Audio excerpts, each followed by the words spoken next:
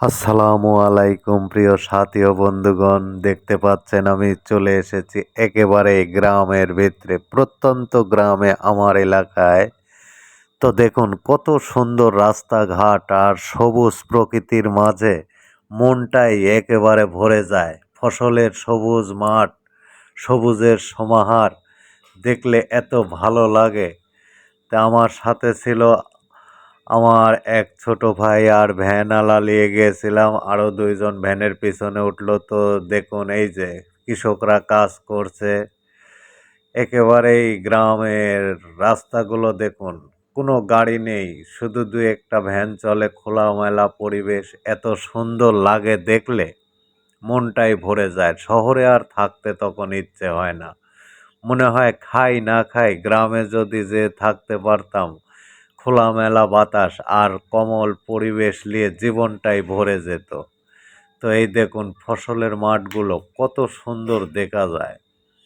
তো এরম খোলামেলা পরিবেশে থাকতে পারলে, সবুজের সমাহারে থাকতে পারলে জীবনটা তা ধন্য।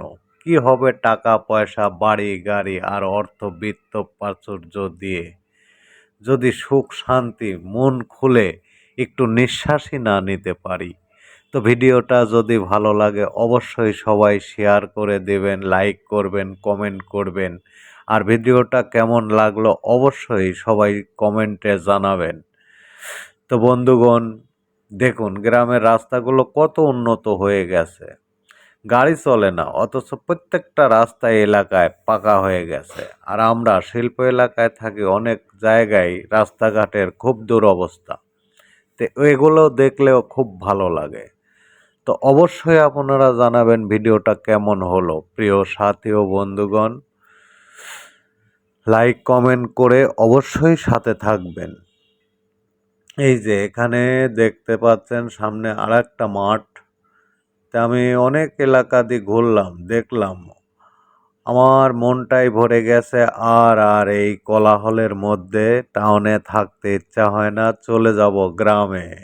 আর এই শহরে থাকবো না, গ্রামে যায় খোলামেলা পরিবেশে বাঁচতে চাই, বুক ভরে নিঃশ্বাস নিতে চাই।